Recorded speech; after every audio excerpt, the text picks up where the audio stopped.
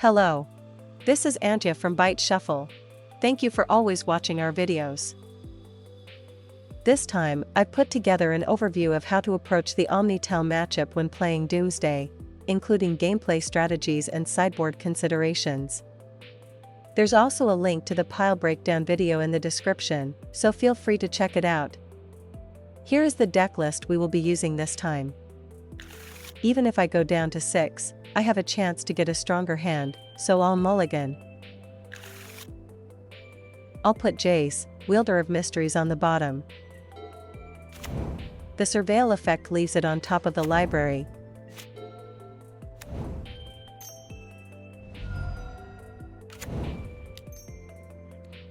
I'll counter it with Daze. I'll counter it with Force of Will. I pitched Personal Tutor to Force of Will because my hand was too slow. My opponent cast Ponder, chose not to shuffle, and drew a card. To win from this position, I needed Brainstorm to find a blue card for pitch and also draw a non-land useful card, so I cast Brainstorm. I stacked the deck in the order of dual land fetch land. I'll counter it with Force of Will.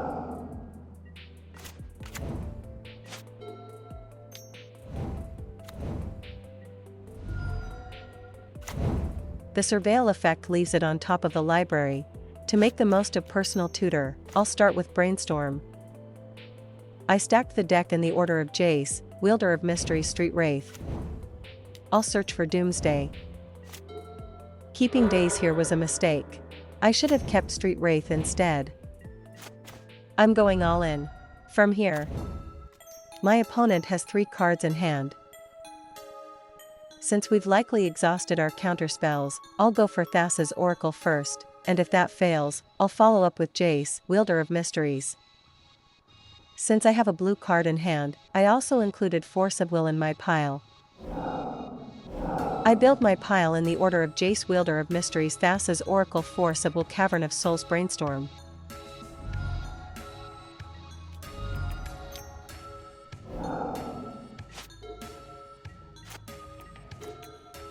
I'll use my pile opener to start drawing into the pile.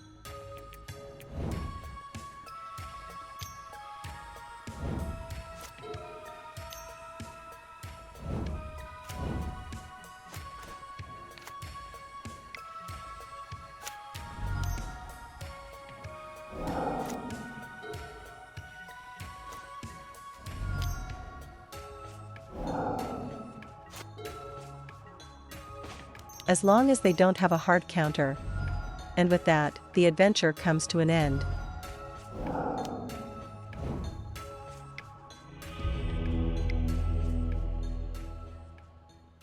Before sideboarding, I'd like to review the list we used.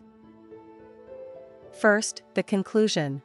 I will explain it step by step. First, let's briefly go over how the Omni-Tell deck functions. They cast Show and Tell, cheating Omniscience into play. Then, they cast Cunning Wish from Omniscience. Then, they cast Shared Summons. They cheat an Imracle the Aeon's Torn or Atraxa Grand Unifier and win the game on the spot. Now, let's get into the main topic. These are the key cards in Omni-Tell that impact the Doomsday matchup. First, various counterspells such as Force of Will, Flusterstorm, Consign to Memory, Force of Negation, and Spell Pierce, and Veil of Summer. To combat these, I'll bring in Flusterstorm, Duress, and Force of Negation. Next, let's talk about Consign to Memory. Since it can counter Thassa's Oracle's triggered ability, depending on the game state, it may be better to use Jace, Wielder of Mysteries. Next, let's talk about Cunning Wish. It allows them to fetch Surgical Extraction or Trick Bind from outside the game. Surgical Extraction can randomize the order of my pile, while Trick Bind can counter Thassa's Oracle's triggered ability or Jace, Wielder of Mysteries' activated ability. When building a pile, it's important to keep these in mind. Next, let's talk about Harbinger of the Seas. From the recent Magic Online results, it doesn't seem to be included in many lists. However, given the deck structure, it could be included in the future, so it's worth keeping an eye on. Since I'm assuming Harbinger of the Seas isn't included, I removed basic lands. The reason is that my opponent isn't trying to disrupt my mana. Next, I cut Lotus Petal and Cabal Ritual. This is because the matchup involves a lot of counterspell exchanges, making it more likely that the combo will resolve after some back and forth rather than winning quickly in the early turns. Next, I'll reduce the number of personal tutors. The reason is that it reduces my hand size, which isn't ideal in this matchup. Lastly, I trimmed Street Wraith for balance, but in hindsight, cutting Daze might have been a better choice. I haven't yet determined the optimal number of cyclers to keep, so I couldn't make a confident decision. It's a bit weak, but since I have lands, draw spells, and disruption, I'll keep. I'll dig for Doomsday. I stacked the deck in the order of Force of Negation, Force of Will Duress, then drew a card. My opponent cast Ponder and chose to shuffle. I'll assess my opponent's position in the game. I took out Stock Up.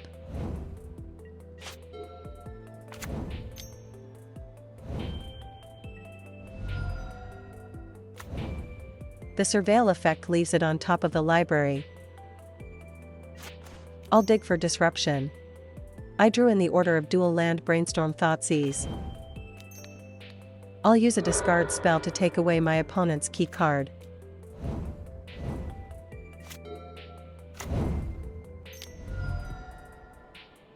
I'll counter it with Force of Will. I'll dig for Doomsday. I stacked the deck in the order of Lotus Petal, Consider. I played a land to play around Spell Pierce. The Surveil effect leaves it on top of the library. I'm going all in. From here. Since Cunning Wish can fetch Trick Bind and Surgical Extraction, the value of discard spells increases as they can deal with both counterspells and Trick Bind. Surgical Extraction is less of a threat since I have Consider in hand, allowing me to manipulate my pile to some extent. I'll use a discard spell to gauge my opponent's position. If I determine that a second discard spell isn't needed, I'll bin it with Consider and aim to win with Thassa's Oracle. If I do need the second Duress, I'll cast Consider on my opponent's end step to retrieve it, then go Duress Thassa's Oracle for the win. In case my opponent has multiple hard counters, I'll keep Cavern of Souls in my pile. Additionally, if they have an overwhelming number of consigned to memory, I'll also include Jace, Wielder of Mysteries, as a backup plan. I build my pile in the order of Jace, Wielder of Mysteries, Thassa's Oracle, Cavern of Souls, Duress.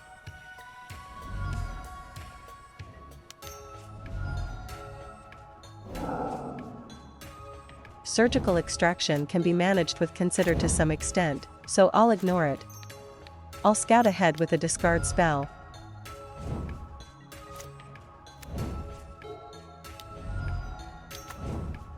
I'll counter it with Force of Negation. I'll dig for Duress. The Surveil effect leaves it on top of the library. That was a perfect sequence. I'll scout ahead with a discard spell.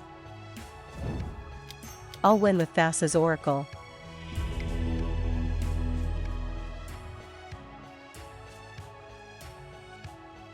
For Game 3, I adjusted my strategy based on how my opponent sequenced their lands in Game 2.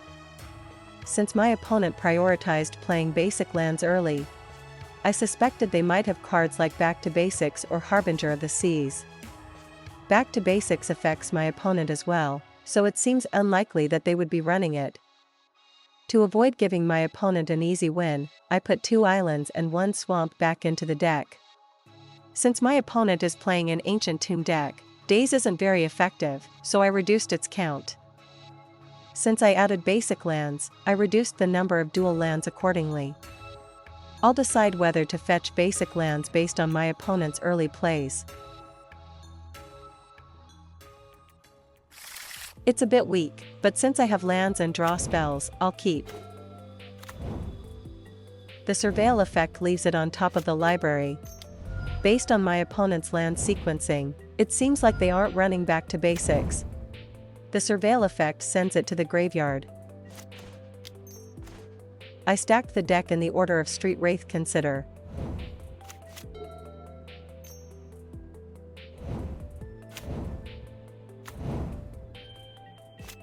I'm going all in. From here, I'll generate more mana for the combo.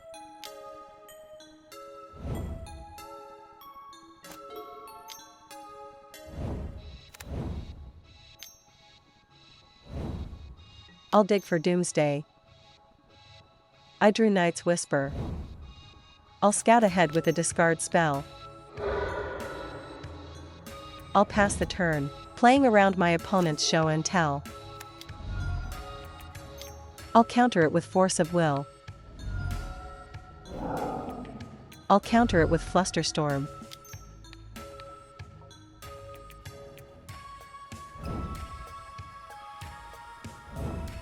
Since the board has stalled, I'll use Night's Whisper to recover resources.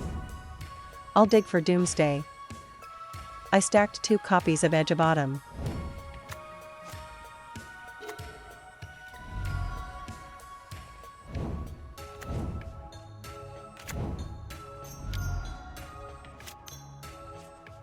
I'll counter it with Force of Will. I'll dig for Doomsday. I stacked the deck in the order of Duress Edge of Autumn. I'm going all in. From here, my opponent has 1 card left in hand.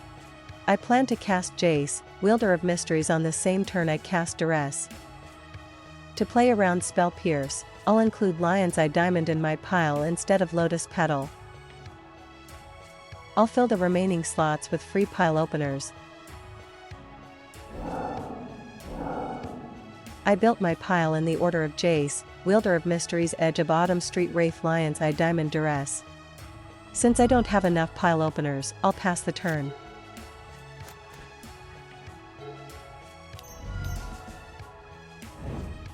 Since I have the opportunity, I'll cycle Edge of Autumn.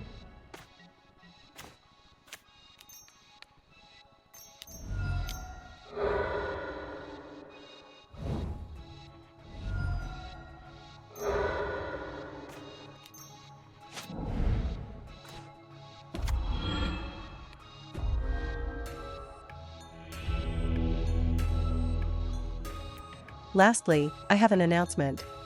I'm posting the concepts behind the images used in my videos, as well as small flavor-inspired stories, in the YouTube community section. Additionally, I'm selling merch for the channel through the link in the description. If you're interested, be sure to check it out. Thank you for watching up to this point. I apologize for the many play mistakes. I hope to improve at MTG together with everyone. If you enjoyed this video, please consider subscribing to the channel and giving it a thumbs up. See you next time. This is Antya.